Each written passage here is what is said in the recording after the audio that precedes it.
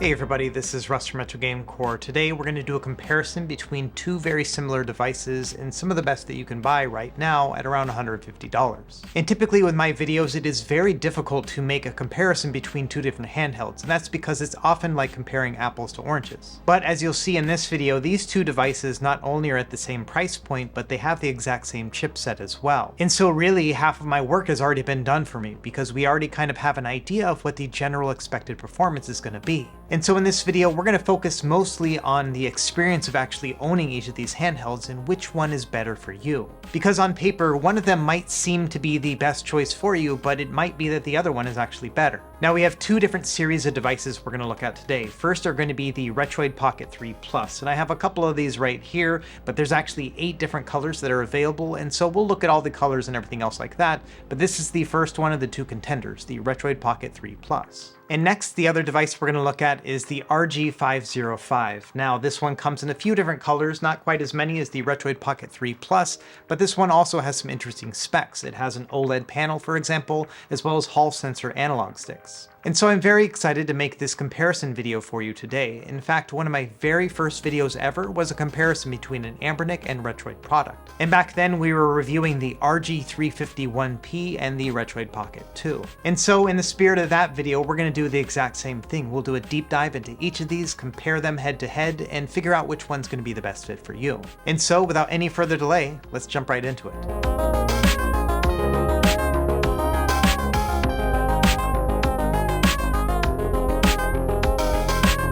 Okay, let's go ahead and start with our different price and color options between the two devices. To start, the Retroid Pocket 3 Plus is $149 before shipping. And depending on where you live, that could be anywhere from $10 to $15 or even up to $50 if you have import duties and taxes. Now, some other nice things, if you previously ordered a Retroid Pocket 3, they do have an upgrade PCB if you want to go that route instead. It does take some technical know-how in order to upgrade it, but you can do that for cheaper. Additionally, if you want to swap out your shell, they have them available here on their website as well. Now, the Anbernic RG505 is still technically under pre-order for the next day or two, and the pre-order price is $148, but it will go up another $10 after this period is over. And so unless you're catching this video on the day it releases, then I would expect to pay $158 for the RG505. And of course, like with the Retroid Pocket 3 Plus, this is all before shipping and taxes. Now let's talk about the different color variants that are available for each item. The Retroid Pocket 3 Plus that I'm going to use as my main example is this one here. It is a clear blue. And it appears that this color was inspired by the ice blue version of the old Nintendo 64.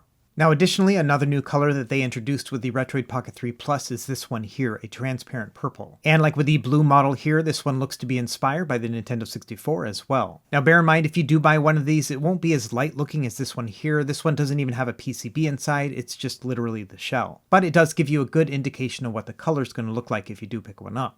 Now, in addition to these two colors, they have a couple of the older ones as well. For example, here is the North American Super Nintendo inspired one, and they also have one that's inspired by the European Super Nintendo as well. Now, my personal favorite of the bunch is this one here. They call this one the orange, but I think it's a little bit more like a yellow. Either way, they've been using this color scheme since the old Retroid Pocket 2, and it's by far my favorite. And there are a couple other color options that I don't personally have, but there's a black, a retro, and an indigo model as well. And so all told, we have 8 different color options when it comes to the Retroid Pocket 3 Plus. Now, the Anbernic RG505 also has some color options, but only a few compared to those 8. And it appears that most of these colors are inspired by the Nintendo Switch Lite. The first one up is this yellow one here, and as you can see with the white accents, it does make it very much like a Nintendo Switch. Now personally, I'm not a huge fan of this tone of yellow that they used here. I think it has just a little bit of a greenish hue to it that just seems a little bit off-putting to me. In a side-by-side comparison with the Retroid one here, you can see that it just has a much warmer tone with the one on the right. Another RG505 model I have here for testing is the turquoise model. And this one also looks a lot like the Nintendo Switch Lite counterpart, especially with those white accents. And if you're curious, here's the turquoise one compared to the transparent blue of the Retroid Pocket 3 Plus.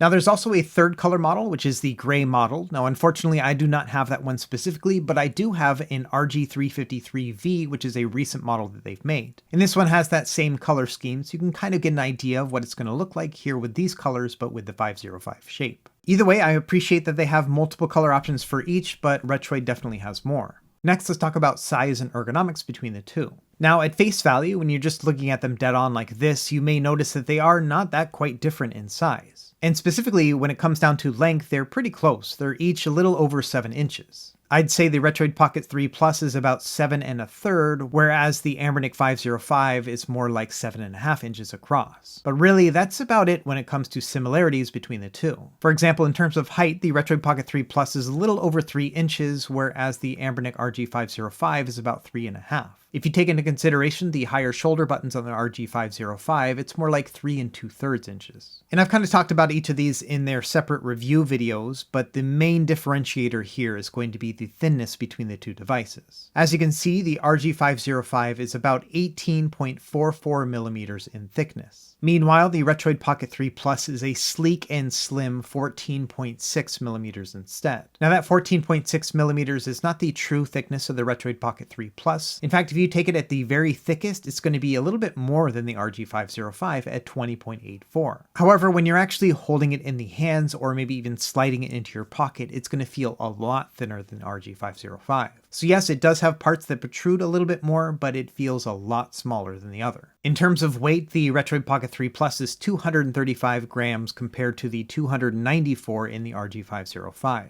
And so the Anbernic model is about 20% heavier than the other. The other distinction between the two is that because the RG505 is so much larger, it feels a little bit more hollow as well. By contrast, the RP3 Plus feels a little bit more dense in the hands and more concentrated. If I had to compare the two, I would say the Anbernic one feels a little bit more like a toy, whereas the Retroid Pocket 3 Plus feels more premium. Here's a quick comparison of the two with the Nintendo Switch Lite. As you can see, even the Anbernic RG505 is quite a bit smaller than the Nintendo product. However, one nice thing here is that the D-pad and the face buttons are larger than on the Switch Lite. The analog sticks are basically the same size, but a little bit more indented on the RG505 than on the Switch. Now, of course, the RP3 Plus is even smaller than the Switch Lite, but additionally, the face buttons are a little bit smaller and the D-pad's just a little bit thicker, but about the same size. Okay, now let's talk about ergonomics and just overall feel in the hand. Starting with the Retroid Pocket 3 Plus, one of my favorite things about it is that it has very rounded edges. This makes it nice and smooth to hold in the hands, and even though it doesn't have any grips on the back here, it still feels quite comfortable to hold even over extended periods. Now, a lot of that has to do with how easy it is to hold your fingers on these stacked trigger buttons.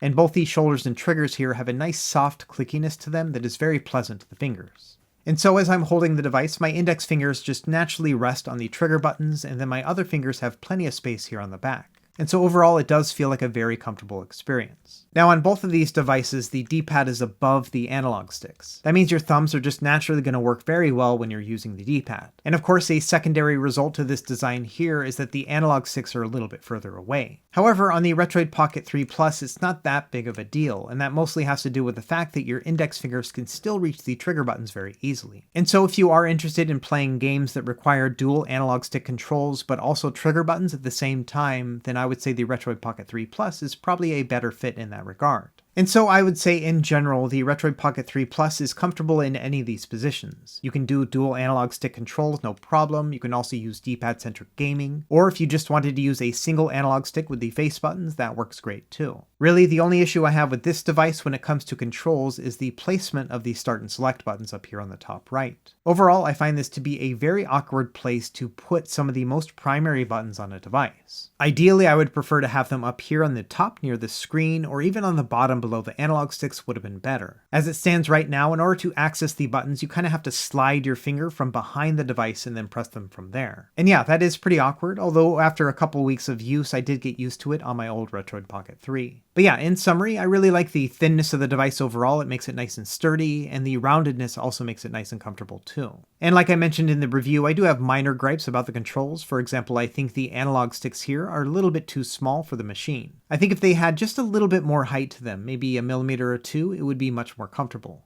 Okay, moving over to the RG505, the first impression here when holding the two in direct comparison is that the RG505 is much thicker. It almost feels like it's twice as thick as the other. And like with the Retroid Pocket 3 Plus, this one has a very D-pad centric design. So let's take a look at those D-pads right now. And these two D-pads are actually fundamentally different from the other. The Anbernic one has a rubber conductive connection that feels a lot like an old school D-pad. Meanwhile, the Retroid has a dome switch connection that feels a bit like a Nintendo Switch, but a little bit softer. It's most akin to something like the PS Vita. In the end, these are both very good D-pads, but I would say that the Retroid one is a little bit more precise. However, if you're looking for that retro or old school feel, then the Anbernic one is probably going to be better in that regard. Either way, I think they're both very good D-pads. I would give them very high marks. It's just that one feels a little bit different than the other. And a lot of that's going to come down to personal preference. Now looking at the face buttons here, these both have conducted rubber connections, which means they also are going to have that kind of old school feel to them. The Retroid ones are definitely smaller than the other, but they do feel very good.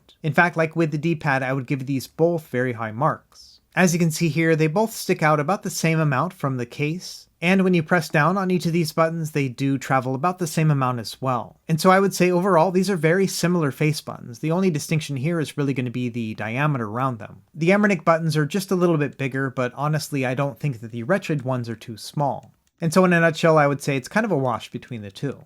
Now let's move over to the ergonomics of the RG505. Now, as you've probably already gathered, unlike the Retroid device, this one does not have stacked triggers. What this means is you're going to have to reach over the shoulder buttons to access these triggers, and that's why they're a little bit taller than the other. And while that does make sense for some of these smaller Anbernic products, the ones that don't require that much of a reach, for a distinctly tall device like this one here, it does get pretty uncomfortable. In fact, the distance between the analog stick and the trigger is exacerbated by the fact that it's even further away than the shoulder button. By comparison with having a stacked trigger where it's behind the other one, it isn't that much of a reach. And so if you do want to play any sort of game that requires you to use analog sticks and the triggers at the same time, you're going to have a very uncomfortable experience. In fact, I often dread having to use that setup for any game and will often change out the controls inside of the emulator itself so I can avoid it. And personally, I think that if you have to go into the settings and adjust something to overcome bad hardware design, that's not a good look. And so much like with many of the other larger Anbernic devices, this is something that I would recommend for D-pad centric gaming, but if you're interested in doing something like first-person shooters or game streaming on modern consoles, then yeah, you're not really going to have a good time with this one here. Now let's quickly talk about some of the function buttons. On the right side here, there's a back button here on the RG505. And the side buttons on the RG505 are flush with the case. That means that you won't accidentally press them, which is really nice. Now on the Retroid product, the two side function buttons do stick out a little bit. You have the volume button here on the left, but the thing about these buttons is they're a little bit harder to press down on. And so for me personally, as I'm holding this device, I've never accidentally pressed down on the volume buttons or the home buttons here on the right. However, I have heard from people who do accidentally press these while they're playing, so something to keep in mind.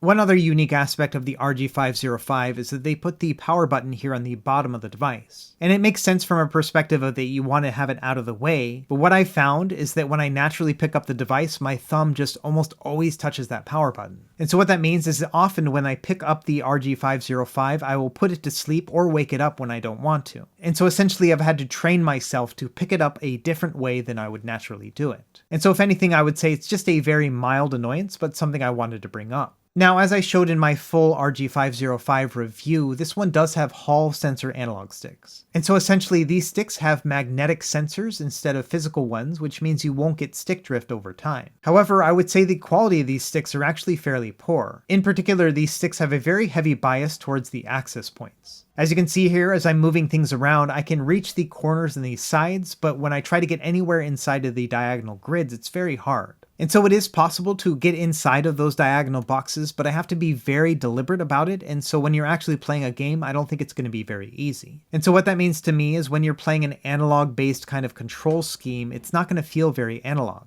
Instead, your character is going to move more in an up and down and left and right direction instead of a more fluid 360. By comparison, the Retroid Pocket 3 Plus analog sticks also have a bias when it comes to the X and Y coordinates. However, it is a night and day difference when it comes to reaching those diagonal boxes instead. And so in the end, yes, it makes theoretical sense to want the Hall analog sticks so you don't have stick drift, but in a more practical sense, it feels like you have more fluid control with the Retroid Pocket 3 Plus compared to the Anbernic RG505. And so wrapping up this section here, like I mentioned before, I would say the Anbernic device is well suited for D-pad gaming, as well as if you want to use a single analog sticks or the left and right shoulder buttons. However, anytime you want to use the trigger buttons, especially in conjunction with the analog sticks, it becomes exponentially less comfortable. And to me, that's a big disappointment because it will limit the type of games that you're going to want to enjoy on this device. Meanwhile, on the Retroid Pocket 3 Plus, those stacked shoulder buttons do make it feel a lot more comfortable. Your index fingers are going to naturally have a place that they can rest, and the stretch between the analog sticks and the triggers is a lot less than the RG505. Now, I wouldn't go as far as to say that the RP3 Plus is a comfortable setup. In the end, nothing really beats a good dedicated controller. But if I had to choose between the ergonomics of the two, the Retroid Pocket 3 Plus wins every time. Not only does it feel just more naturally comfortable to hold, but I feel like this is a device that I would rather play a wider variety of games on than with the RG505.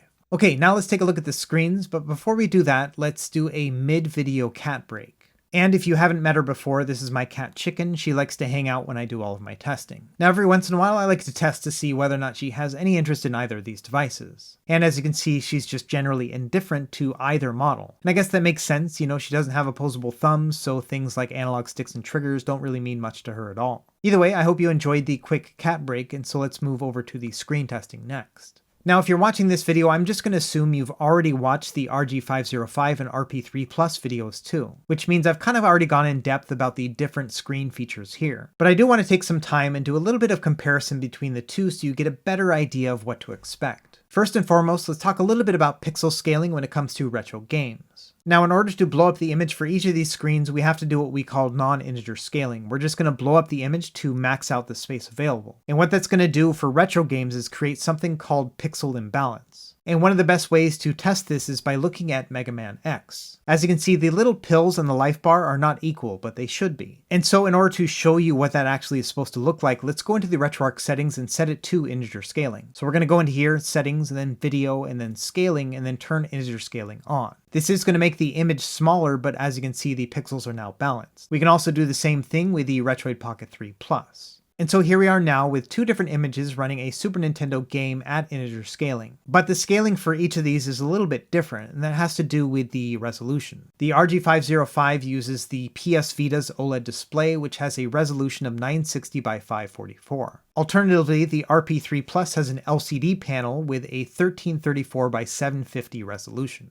And so just looking at the math here, you can see that the Retroid Pocket 3 Plus has a higher resolution than the other. And so now let's look at it in more practical terms when it comes to integer scaling. When we scale a Super Nintendo image to a 4:3 aspect ratio, the resolution is about 293 to 224 pixels. And so in order to get the integer scale, what you have to do is multiply that by a whole number, but not going beyond what the actual resolution is. And so in this example, the RG505 is capable of doing a 2x integer scale. That means it's going to double the amount of pixels found on the Super Nintendo. Meanwhile, the Retroid Pocket 3 Plus, because it has that higher resolution, can actually go up to a 3x integer scale instead. And so you might be wondering, what in practical terms does that really mean? 3 times the pixels, 2 times the pixels, what does that matter? Well, it really comes down to the amount of resolution versus the size of the screen. And based on the original resolution and the amount of integer scaling that we can use, you can see how much of the screen is actually going to be used up. And so in this example, 82.4% of the vertical pixels are going to be used up on the RG505. Meanwhile, because we have that higher resolution and the higher integer scale, we can get 89.6% of the vertical pixels to show up on the RP3 Plus.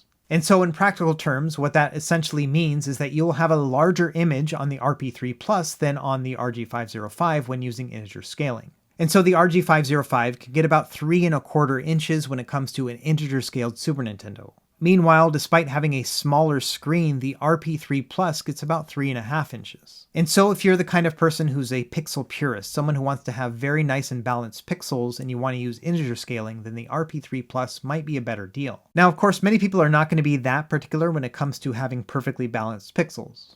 And so for everyone else, what I recommend doing is using specific filters to balance everything out using the software. What you want to do here is go into the RetroArch settings, turn on bilinear filter, and then also within the filter settings, turn on the one that's called normal for X. Using the combination of these two filters, you'll be able to get more balanced pixels and also fill up the entire screen. And this can be used both on the Anbernic RG505 and the Retroid Pocket 3 Plus. The other thing to keep in mind is that this trick will make the image just a tiny bit softer. But when all is said and done, this is the setting that I recommend for most people if they just want to have balanced pixels and still be able to fill up as much of the screen as possible. And when using this setting, it does change the dimensions quite a bit. For example, with the RG505, you can see it gets a little bit over 4 inches of screen space. whereas with the Retroid Pocket 3 in the same setup, it's a little bit under 4 inches. So that's where resolution comes into play when it comes to playing retro games. Now let's talk about how that resolution matters when it comes to more modern games. Like I mentioned, the RG505 has the PS Vita's OLED panel, and the resolution of this panel is exactly 2 times that of the original PSP. What that means, if you want to play any PSP games, you can actually upscale them to a 2x resolution and they're going to look perfect. In fact, this is one of the major advantages of the RG505 is that it can perfectly play a 2x integer scale of the PSP. Now, on the Retroid Pocket 3 Plus, it's a little bit of a different story. Because we have a higher resolution, you can actually bump it up to a 3x resolution on the PSP instead. Now, the 3x PSP resolution is a little bit higher than the actual Retroid Pocket 3 Plus resolution. And so you're not going to see the whole 1440 by 816 pixels. Instead, it's going to limit it down to the screen resolution of 1334 by 750. However, when using the 3x resolution on the Retroid Pocket 3 Plus, it does look quite a bit sharper than on the RG505.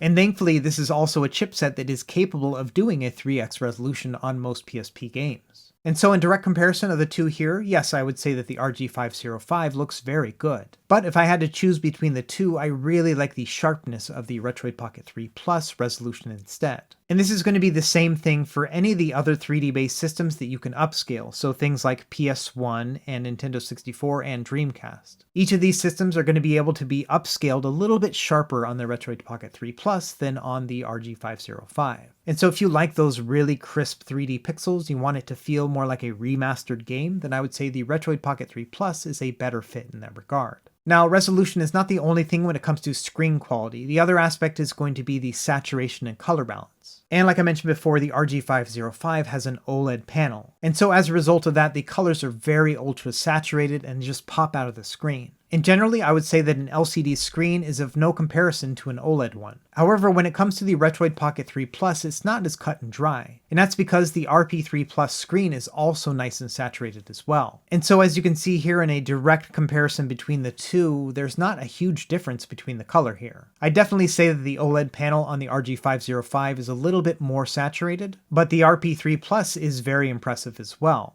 And so honestly, it's kind of hard to make a distinction between the two. Yes, the resolution is higher on the RP3 Plus, but if you really prioritize having saturated colors, then the RG505 is better in that regard. At the end of the day, if you're making a decision between these two, I would say just be very comfortable in the fact that these are both very good screens. It's going to come down to what you prioritize. If you prioritize resolution, then I would say the RP3 Plus is a better fit, and vice versa if you prefer color saturation in an OLED panel. Okay, and to top off this section here, let's do a quick audio test. I'm going to play each of these at 75% volume, and I'm not going to doctor the audio in any way.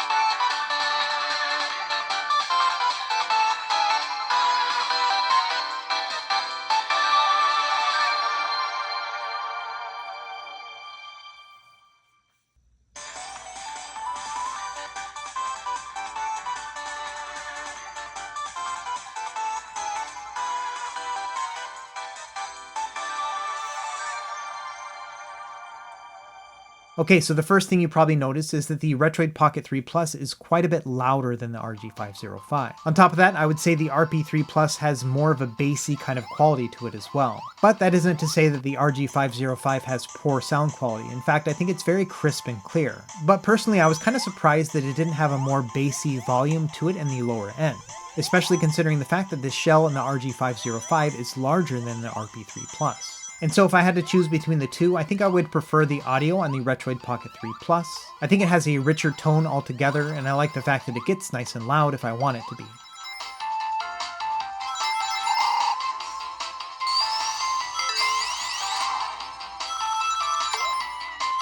Okay, now let's talk a little bit about the software experience. Now, there are some similarities here, but also quite a few differences. Number one, each of these basically perform as an Android phone or tablet, but with buttons. The Retroid Pocket 3 Plus runs Android 11, and as you can see here, I have it set up with all of my emulators and games and streaming apps and so on. And so if you wanted, you could just kind of use it like an Android tablet. However, it does come with a built-in Retroid front end, as you can see here. And so what you can do is you can configure this so this is your main interface. And so once you have this set up, you'll be be able to navigate to your games and then launch them from here. And a couple months ago, I did a starter guide for the Retroid Pocket 3, and the setup here for this front end is exactly the same as I showed in that video there. Now on the Retroid Pocket 3, this front end was pretty good. It was more snappy than some of the others. But thankfully on the Retroid Pocket 3 Plus, I think because it has 4 gigs of RAM, it's even better. And so it is nice and zippy to navigate through your games here, and you can tab through them using the shoulder buttons as well. And so this really isn't a bad software solution. I actually appreciate that Retroid made it in the first place. But I will mention that not all of the systems here are represented. For example, if you wanted to play Nintendo Switch games, they don't have a section for that. Same thing with other systems like Commodore 64 or Amiga.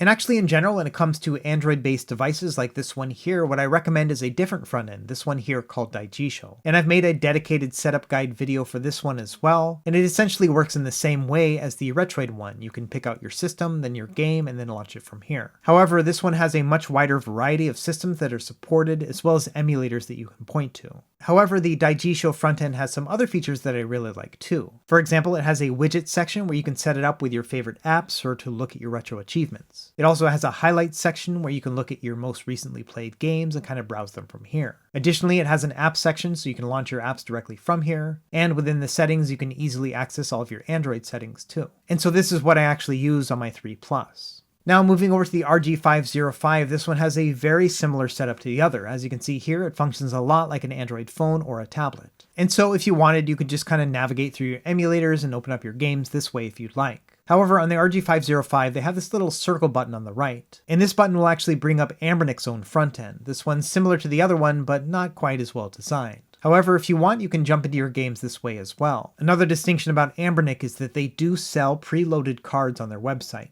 And so essentially you could buy one of these and insert it into your device, then sync it up, and then you can access all those games right then. Now obviously that's a pretty shady way to get games onto your device, and honestly some of these games are not going to be well organized anyway. You're going to find that many of the games are in the wrong language, or they have weird ROM hacks, things like that. But in the end, Anbernic does have their own front end. It's a little bit less functional than the Retroid one, but if you wanted to use it, it's there. However, as you can imagine, I do recommend using Daijisho for this one as well. And as you can see here, I have it set up just like with the Retroid Pocket 3 Plus. So I've got all my widgets, and then I can look at my recently played games and go to my apps and everything else like that. Now, if you did watch my Anbernic RG505 review, one of my major complaints was the fact that this device did not ship with the Google Play Store. Well, as luck would have it, about a week after I made my review, Anbernic miraculously added the Google Play Store to their software. And so now all you have to do is just run a system update here using the FOTA app, and it's going to update it to have the Google Play Store. And also all of the RG505s that are ordered from here on out will just have Google Play Store on it automatically. And so I'm very happy that Anbernic was able to add that as a functionality here at the last minute. And so what that means is you don't have to circumvent things by sideloading apps. You can just download the paid apps and games directly via the Google Play Store. It makes things a lot easier. And so now that we have a good impression of the feel of the device and the screen quality as well as the software experience, now let's talk about performance. To start, let's talk a little bit about battery life. Now, for both of these devices, I got an average of about 6 or 7 hours of gameplay on a single charge over the past few weeks. However, when it comes to charging up these devices, it is a little bit of a different experience. I found that the Retroid Pocket 3 Plus charges a lot faster than the RG505. In fact, from 0 to 100, it takes about 90 minutes altogether with the RP3 Plus. As you can see right here, it has an average draw of about 1900 milliamps. Now, the battery on the RG505 is about 10% larger than on the Retroid Pocket 3 Plus. But I also found that it didn't charge as quickly. On average, it took about 2.5 hours to charge from 0 to 100. And I think that's also reflected in the amount of juice that it's taking in as well. As you can see here, it gets an average of about 1200 milliamps altogether. And so, long story short, when it comes to gameplay, you're going to get about the same 6 or 7 hours of gameplay between the two. But if you wanted to charge them up and get directly back into a game, then the Retroid Pocket 3 Plus is going to be faster in that regard. And so now that I actually have Google Play Store on both of these devices, I can use 3D Mark to actually run a benchmark. And so to start, we're just going to run the wildlife test. And as you can see here, the RG505 actually gets higher marks than the Retroid Pocket 3 Plus. And I thought that was kind of surprising given the fact that these have the exact same chipset. Now, of course, these scores here are not wildly different, but I did want to test it a little bit further. And so next I did the wildlife stress test, which means it's going to run the same test but in 20 loops. And again, as you can see here, the average loop score was higher on the RG505 than the Retroid Pocket 3 Plus. And one nice thing to see here is that they both maintain a good amount of stability. That means that there's no thermal throttling happening here even after running a 20-minute test. As you can see across the various loops here, it did keep a very stable loop rate the entire time. Now, when it came to some other stats, it was a little bit interesting. For example, on that 20-minute test, the RG505 lost 3% battery. Meanwhile, the Retroid Pocket 3 Plus lost 6%. Additionally, the Retroid Pocket 3 Plus got a little bit warmer. It got up to 40 degrees Celsius, whereas the RG505 only reached 33. Now, of course, the thing to bear in mind with these benchmark numbers is that they're just that. These are benchmarks. And additionally, when it comes to just practical use, I would say that performance is a bit of a wash as well. I spent a good day just testing both of these devices and using the exact same settings on each and trying to find a time when one was better than the other. But I gotta say that across the board, it was very, very hard to tell a difference between the two. When it came to things like retro games or PSP, Nintendo 64, stuff like that, it was absolutely no different. I could not get one to perform better than the other. Additionally, when it came to something like PlayStation, using the exact same settings, it was about the same as well. Additionally, one of the things I did is I took the special version of Dolphin on the Retroid Pocket 3 Plus and I extracted that APK, and then I also put it on the RG505. And so I'm using the exact same emulator on the two devices here, and yeah, the performance is the same as well. Also, as a side note, when I extracted that APK, I zipped it up and put it up on my website. And so I'll have a link to my Retroid Pocket guide below, and in there you can have a link to that APK. So if you do get the RG505, I would recommend using that. And so yes, long story short, the performance is about the same between the two. Every once in a while, when trying to play Nintendo Switch games, the RG505 would perform worse than the Retroid Pocket 3 Plus, but the strange thing was that many other times it would work just fine. And so other than that one hiccup there with the Skyline emulator for Nintendo Switch, these were both about the same. If anything, I would say over time, as more people get these devices into their hands, we might get more perspectives and see whether or not one performs better than the other. But as it stands at this point in time, in all the testing that I've done, I really can't tell a difference between the two. Okay, that's the end of my comparison here, so let's start wrapping up and really talk about how I feel about these two devices. To start, let's talk about the things that these two devices have in common. And honestly, there's a lot to talk about here. Like I mentioned before, they have the same chipset and amount of RAM and internal storage. And they each perform the same when it comes to Wi-Fi and Bluetooth as well. As far as display size, they're both about 5 inches. The RP3 Plus one is a little bit smaller than the other. Additionally, on the software side, they have very similar traits as well. They both now have Google Play Store as well as over-the-air updates. Additionally, each of the devices ship with their own proprietary front end, although I do prefer a third-party one instead. And like I showed, performance is generally the same between the two. There's going to be some dips here and there between either one, but honestly, at the end of the day, they're just about equal. And without splitting hairs, you could say that they are similarly priced between $150 and $160 before shipping and all that. And the other nice thing about each of these devices is they are both shipping right now. Now, as of making this video, there is a bit of a backlog with the Retroid Pocket 3 Plus just based on demand, but it's nothing crazy like with the Odin devices, which had a several-month wait. And putting it all together, each of these have very excellent build quality and buttons. They each have their own distinct traits in that one feels different than the other, and maybe the buttons are a little bit bigger and so on, but at the end of the day, they're both very good. Now, I don't really have a way of measuring this, but I have gotten a few questions about the input delay on either of these devices. And the honest truth here is that I'm not a very good judge when it comes to input delay. I can tell when it's bad, but otherwise I don't really notice a difference. And I will say for both of these devices, the input delay was very good. It was nowhere near the point where I even considered using something like a run-ahead to make it feel more natural. And so if anything, I would say there's no distinct difference between the two when it comes to input delay, and I found it to be acceptable on both.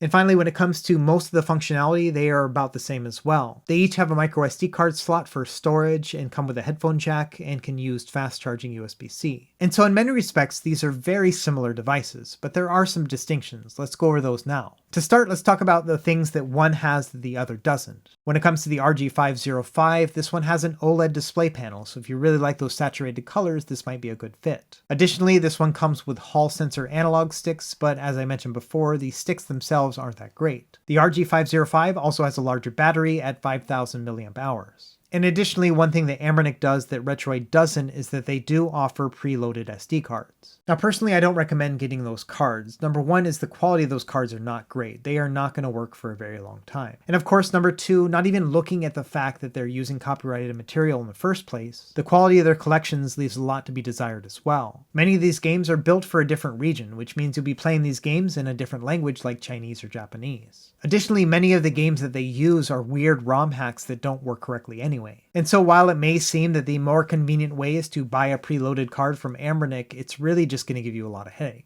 Now when it comes to the Retroid Pocket 3 Plus, this one also has a lot of features that the other doesn't. It may lack the OLED panel of the RG505, but the one it does have is very saturated and has a high resolution as well. Additionally, this one comes with stacked trigger buttons, which makes it a lot more comfortable for certain types of games. And as a result, I would say you're going to be more likely to do things like game streaming on this device than on the RG505. Additionally, another large factor here is that the Retroid Pocket 3 Plus has an HDMI video out port on the top. That means you could plug this into a TV or a monitor and essentially turn this into a home gaming console. Now, Anbernic's solution to not having HDMI video out was to say that they should just be using screencasting instead. But if you've ever tried to use screencasting to play a retro game, you know that that's just not possible. The amount of input delay just makes it unplayable. And so really, if you want to play one of these devices onto a TV, your only real option when it comes to gaming is going to be the Retroid Pocket 3 Plus. And finally, the RP3 Plus has 8 different color options compared to the 3 on the RG505. And this is honestly one of my favorite things about this console is the fact that you have so many choices to find one that perfectly fits your needs. Now finally, each of these devices are not perfect, and some of them have distinct cons that the other one doesn't, so let's talk about those next. Number one, as I've mentioned several times now, the RG505 has some poor ergonomics in certain cases. The device is great when it comes to D-pad centered gaming, or if you want to use a single analog stick with the face buttons like when playing an arcade game. However, anytime you need to reach those triggers, and especially when you need to use the analog stick at the same time, it's a supremely uncomfortable experience. And so unfortunately, even though this device is capable of doing things like remote play with Xbox and PlayStation, it's not even a factor for me. And along those same lines, a lack of a hardware solution for video out on the RG505 is quite a bummer too. This is a device that it would be very fun to plug into a TV and then have some Bluetooth controllers with your friends and play on a big screen. And unfortunately, without that HDMI port, it's really not possible with the RG505. And finally, one thing I don't think I mentioned in my RG505 video is that the SD card will only recognize FAT32 file partitions. And what that means is that any file types that you add to the SD card are going to be limited to 4 GB or less. And that's not a huge deal for most systems, but a couple of them, like PlayStation 2 and Nintendo Wii, many of those games actually reach above and beyond 4 GB. And some of those games, like God of War 2, even when compressed, are still going to be over 4 gigs. And so what you'll have to do is plug the device into a computer and then connect it via USB-C and then transfer the game that way. Again, it's not the end of the world, but it is an extra inconvenience that is not present on the Retroid Pocket 3 Plus. Now, of course, the RP3 Plus is also not without fault, so let's talk about a couple of these. Number one, I am not a fan of the position of those start and select buttons. I get the fact that they were probably trying to get a very nice and clean aesthetic, but at the same time, it is just not practical. Additionally, because the case is a lot smaller than the RG505, you can feel that heat coming from the CPU. And so when you are playing a very intensive game, something like PlayStation 2 or GameCube, the device itself is going to get a little bit warm. Like I mentioned in my review, it's not something that I would say is uncomfortable, but it is noticeable. Okay, and at the end of the day, between the two, if I could only have one of these devices, which one would I choose? And so, drumroll please, yeah, I actually would pick the Retroid Pocket 3 Plus over the other. And there's a lot of reasons why I chose this one over the RG505. I love the high resolution display, or the fact that I can choose various colors for my devices as well. On top of that, the stacked shoulder buttons means that I can enjoy more games on this one system, and the fact that it has HDMI out means that I can share this experience with others as well. At the end of the day, I would say that both the Retroid Pocket 3 Plus and the Anbernic RG505 are very good devices. And the amount of quality and performance that we get for that $150-ish is actually really good. And so no matter which of these two that you choose, I think you're probably going to be happy. But let me know what you think in the comments below. If you were to choose one of these, which one would you pick and why? And I hope that this video helped narrow down that decision. As always, thank you for watching, and be sure to like and subscribe if you found this helpful, and we will see you next time. Happy gaming.